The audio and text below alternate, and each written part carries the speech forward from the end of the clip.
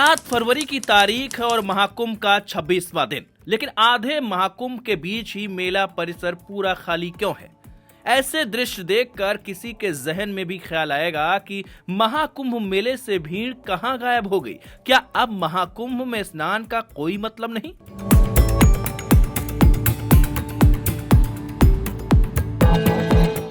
कहीं भगदड़ और इसमें हुई मौतों के रहस्यमयी आंकड़ों की वजह से लोगों का मोह भंग तो नहीं हो गया? क्योंकि सोशल मीडिया के जरिए ऐसी कई बातें प्रचलित और प्रसारित की जा रही हैं। महाकुंभ को लेकर दुष्प्रचार की तरह है, ये घातक है। दरअसल महाकुंभ का परिसर पहले के मुकाबले खाली होने के पीछे कई पुरानी मान्यताएं हैं। दरअसल महाकुंभ में 3 स्नान ही सबसे महत्वपूर्ण होते हैं। संक्रांति, मौनी अमावस्या और बसंत पंचमी, ये तीनों अमृत स्नान जिन्हें शाही स्नान कहा जाता है, वो पूरे हो चुके हैं। जिसके बाद चारों मठों के शंकराचार्य यहाँ से प्रस्थान कर चुके हैं।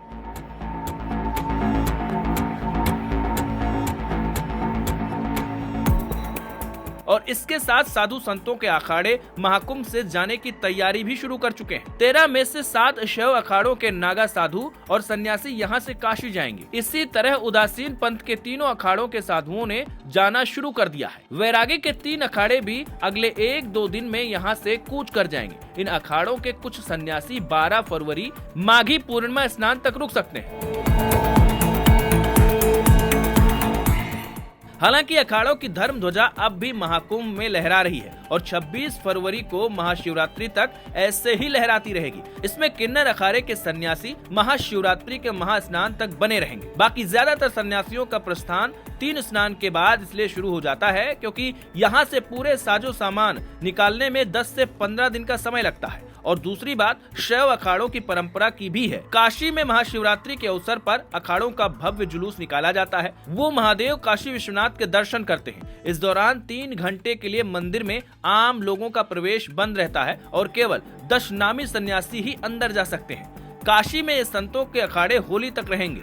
होली के बाद अखाड़ों के संत अपने अपने मठ मंदिरों में चले जाएंगे।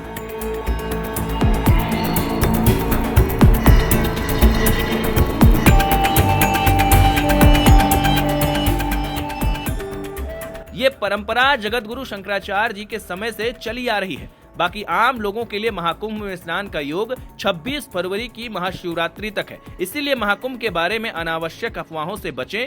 भीड़ से अलग संगम के खाली तट पर स्नान कर इससे और बेहतर बना सकते हैं। तो सुना आपने, मतलब कोई टेंशन वाली बात नहीं है। महाकुंभ में आप आसानी से स्नान कर सकते हैं और उसका महत्व भी उतना है। हालांकि साधु संतों का क्या है कि शाही स्नान के बाद वो स्वतः वहां से कूच कर जाते हैं, इसलिए वहां भीड़ थोड़ी सी कम जरूर है। लेकिन जो बुजुर्ग हैं, जिनके लिए चलने फिरने की दिक्कत है, वो अगर अब स्नान करेंगे तो उनके लिए बड़ा अच्छा होगा। महाकुंभ की व्यवस्थाएं अब ठीक हैं। भगदड़ के बाद से काफी कुछ सुधरा है और अब महाकुंभ में स्नान करना और सुलभ हो गया है। यानी महाकुंभ की अफवाहों पर ध्यान न दे, जो लोग इधर उधर की खबरें शेयर कर रहे हैं उस पर ध्यान न दे और महाकुंभ में जाकर डुबकी लगाएं। क्या आपने महाकुंभ में डुबकी लगाई या नहीं? हमें कमेंट कर जरूर बताइएगा।